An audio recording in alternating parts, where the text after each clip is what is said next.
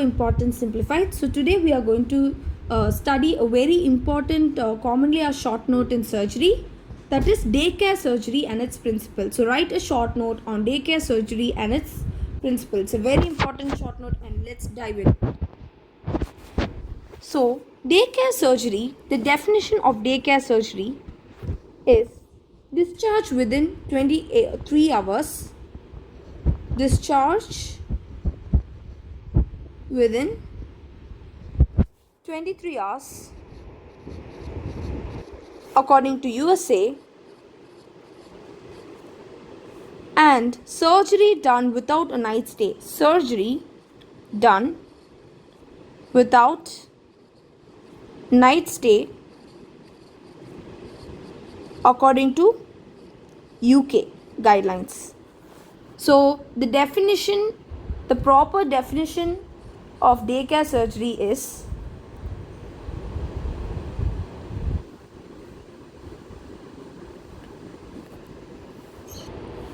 patient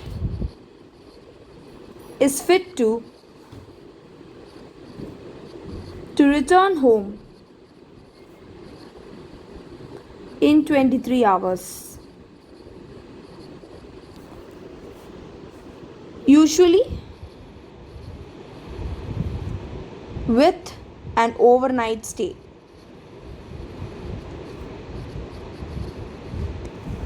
So the definition of daycare surgery is patient is fit to return home in 23 hours, usually with a overnight stay. So we have different terminologies that we are going to learn. So let's look at some important terminologies. What do you mean by ambulatory surgery? Ambulatory surgery means that the patient recovers after surgery and returns home on the same evening. So the important keyword here is the patient will recover after surgery and will return home on the same evening itself. That is ambulatory surgery. Whereas office surgery means patient recovers from the surgery and returns home within few hours. So returns home. So this is all for returns home. So the patient recovers from surgery and returns home.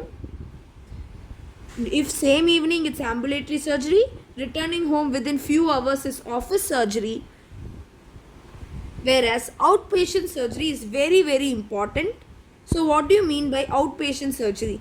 So the difference between an outpatient surgery and a daycare surgery is, in a daycare surgery, the patient will be previously fully assessed, and and the patient will be admitted in case of a daycare surgery.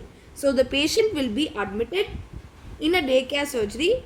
The patient will be admitted and the patient will be fully assessed. Patient will be previously fully assessed. Whereas in a outpatient surgery, the patient is not previously fully assessed.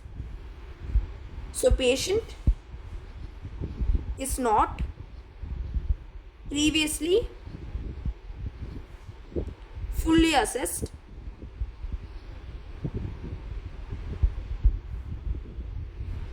and this outpatient surgeries involves only minor procedures, and the patient is not admitted. The patient is not admitted in case of outpatient surgery. So in outpatient surgery, the main three differences from daycare surgery and outpatient surgery are these three things. The patient is not previously fully assessed. In outpatient surgery, only minor procedures are done, and the patient is not admitted in case of outpatient surgery. These are the three different key factors. So this daycare surgery is an upcoming field. In surgical practice. So in surgical practice, daycare surgery is a very important upcoming field. It's a unique method wherein the general practitioner, the nurse at the day ward, theatre, surgeon, anesthetic work in hand so that the hospital stay and the cost is reduced. These are the two important points. So because it is very planned, and it's a coordinated method where there is general practitioner, anesthetist, nurses, and there's a proper theatre, proper surgeon and anesthetics. All of them work in hand to make these two things. One is hospital stay is going to be there. Hospital stay is going to be reduced, and the cost is also going to be reduced. So because of in a daycare surgery, hospital stay is reduced and cost is reduced. So now let's look at the advantages of daycare surgery. So what are the advantages of daycare surgery? So the three major advantages are, so there are three major advantages. First, minimal hospital stay. Minimal hospital stay becomes cheaper, and there is patient acceptance. Patient will be more accepting daycare surgery because they will leave home on the same day. The cost of stay is less, so the patient acceptance will be more. So these are the three key advantages of a daycare surgery. Minimal hospital stay, becomes cheaper, and there is patient acceptance. So now let's look at the contraindications for daycare surgery. So the contraindications for daycare surgery is age. Age greater than 70 years. High risk cardiac and respiratory patients. High risk cardiac and respiratory patients.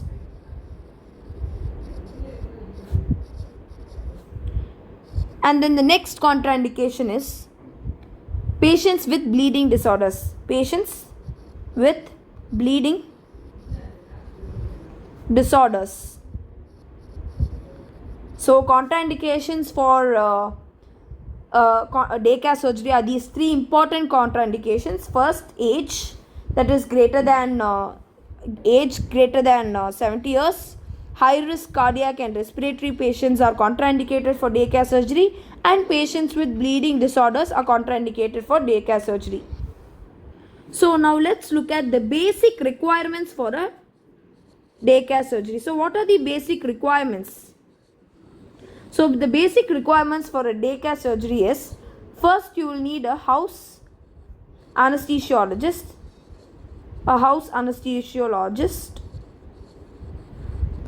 a recovery room,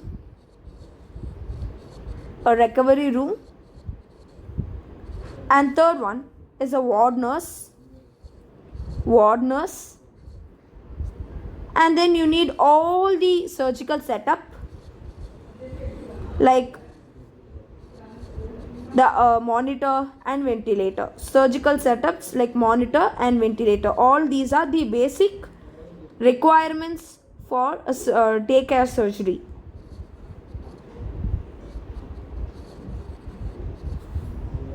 So what are the 4 A's? Very important question. What are the 4 A's in a daycare surgery? So the 4 A's for the basis of a daycare surgery are: first A, alertness. Second A is ambulation. Ambulation means recovery, that is the patient is able to walk on the day of the surgery. The third A is analgesia,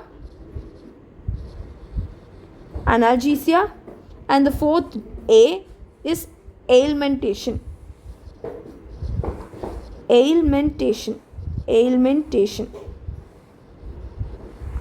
So these are the 4 major A's. So what are the 4 A's, that is basics of daycare surgery? Alertness, ambulation, analgesia and ailmentation. Alertness, ambulation, analgesia and ailmentation.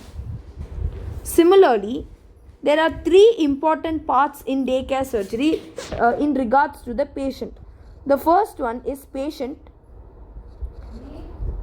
selection. Patient selection is very, very important. The second component is patient information. And the third one is patient acceptance. So these three are very, very important parts. Very, very important parts in case of daycare surgery. So the four basic A's are alertness, ambulation, analgesia, augmentation. And the basic parts of a daycare surgery are patient selection, patient information, and patient acceptance. Now let's look at the selection criteria for a daycare surgery. So moving on to the selection criteria for a daycare surgery is given by something known as ASA. ASA stands for American Society for Anesthesiologists.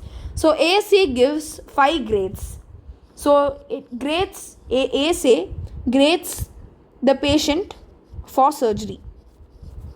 So there are 5 grades: grade 1, grade 2, grade 3, grade 4 and grade 5. So grade 1, when do you grade a patient as grade 1? Grade 1 means a normal individual.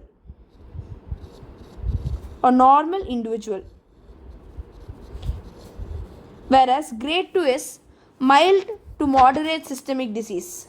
Mild to moderate systemic disease.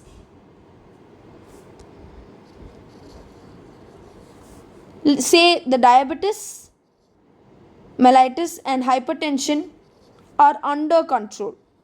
So that is when you say a mild to moderate systemic disease, under control. A grade 3 patient is where there is severe systemic disease. So when do you say severe systemic disease? When there is uncontrolled diabetes, mellitus and hypertension. Grade 4 is an incapacitating systemic disease. So when do you call it as an incapacitating systemic disease? When the systemic disease is a life-threatening, is a threat to his or her life, that is when you call it as an incapacitating systemic disease. And what do you mean by moribund status? Moribund means high mortality rate. So if the condition of the disease is of high mortality and morbidity, then you say that the patient is in moribund status. So the 5 grades of ASA are normal individual, mild to moderate systemic disease, severe systemic disease, incapacitating systemic disease and moribund status. So why is this a criteria very important? This criteria is very important to say which one is applicable or which is the selection criteria for daycare surgery. So category 1 and 2 patients are always taken up for daycare surgery. Whereas category 3, beyond 3 are not eligible for daycare surgery. So category 1 and 2, that is a normal individual and a mild to moderate systemic disease that is under control, only category 1 and 2 patients are taken up for daycare surgery, whereas beyond category 3 daycare surgery is not taken up. So they are not eligible for daycare surgery. Now what is the exclusion criteria for daycare surgery? So moving on to the exclusion criteria for daycare surgery. So these are certain exclusion criteria for daycare surgery. So first one is ASA grade more than or equal to 3. So that is American Association of Anesthesiology. If the grade is more than or equal to 3, that is an exclusion criteria. Obesity, especially BMI more than 35 and uncontrolled hypertension. Surgery which requires which is more than 1 hour duration is going to be an exclusion criteria. Surgery which is in which anticipated blood loss is going to be very much high, that is an exclusion criteria for daycare surgery. Preterm babies infants less than 1 month, infants less than 3 months.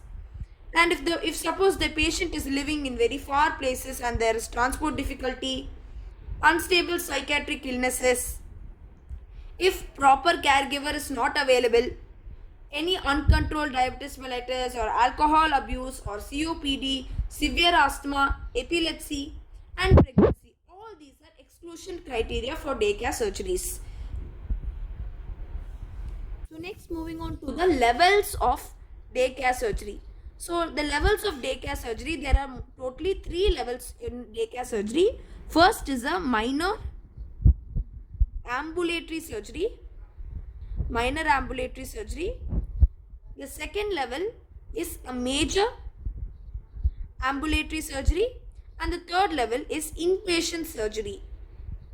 So we already studied what is outpatient surgery. So what do you mean by inpatient surgery? Inpatient surgery means the patient stays overnight. The patient will stay overnight and also will get discharged within a day. Itself. So these are the 3 levels of daycare surgery: minor ambulatory surgery, major ambulatory surgery, and inpatient surgery. That is, the patient will be staying overnight and will be getting discharged within a day. That is inpatient surgery. We have something known as DSU. What is DSU?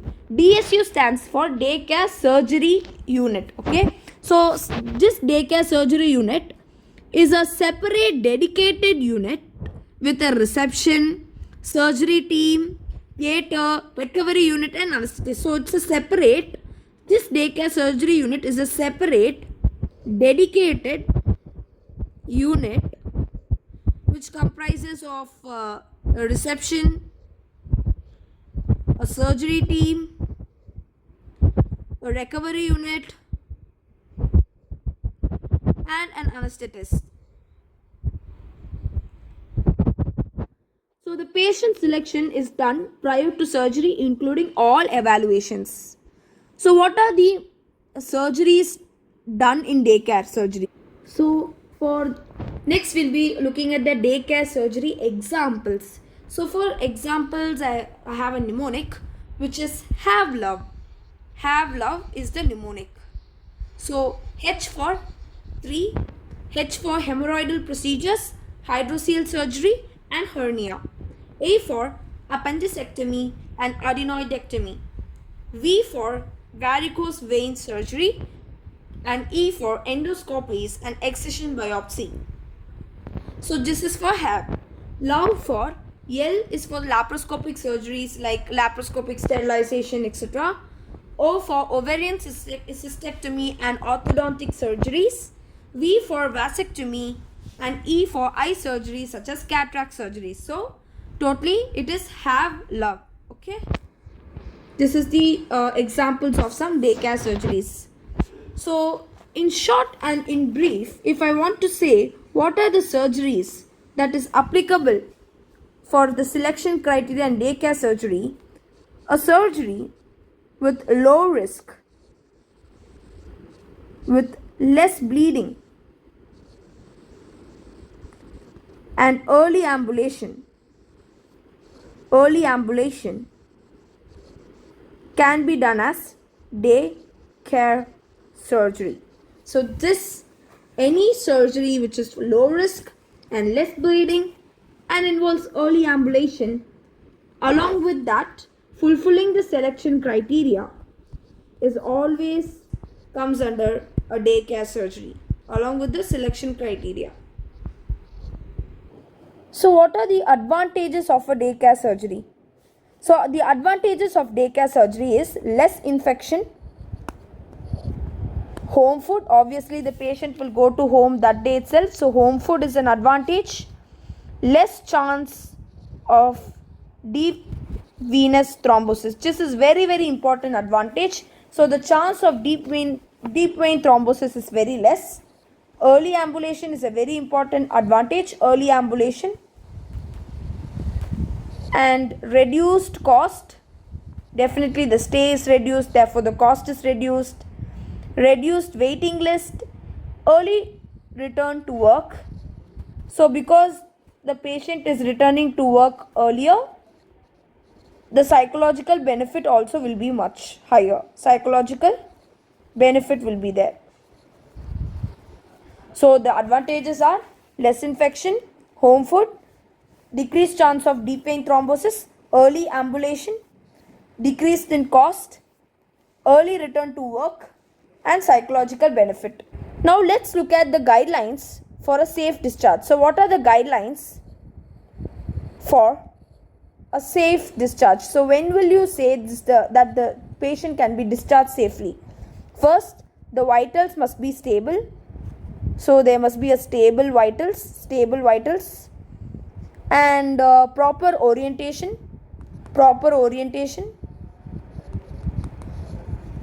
and recovery of the patient is very, very important. Proper orientation and recovery of the patient, and should be tolerant for oral food adequately. So tolerant to oral food, ability to pass urine. The patient must be able to pass urine. The patient must be able to move with or without support, and no features of vomiting, nausea, severe pain, swelling, and bleeding. So this is the very important guideline for a safe discharge. So for a safe discharge, the patient must have stable vitals, proper orientation and recovery of the patient, tolerance to oral food, ability to pass urine, and ability to move with or without support, no features of vomiting, nausea, severe pain, swelling, or bleeding. So generally the problems that are associated with the day care surgery are nausea. So these are the problems. So the problems are nausea, vomiting, drowsiness. So these are the problems. So the problems generally arising with a daycare surgery anesthesia is nausea, vomiting and drowsiness. So we can take certain precautions. There are certain precautions for daycare surgery. The patient should be assessed properly before sending to daycare. So certain precautions for daycare surgery. Precautions for daycare surgery are: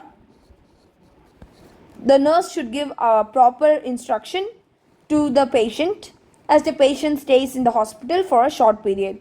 Always remember, for a daycare surgery, the nurse holds a very important role in daycare surgery, because the nurse should give proper instruction to the patient as the patient stays in the hospital for a short period, and the patient should be warned about any possible problems.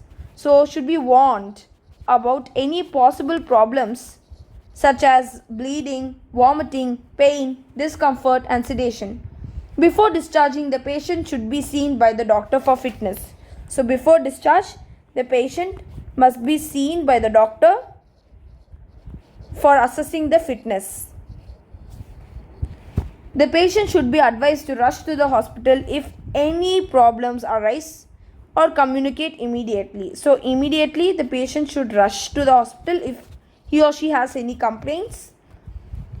And nowadays hernia, small gynecology procedures like laparoscopic sterilization, ENT procedures like so these procedures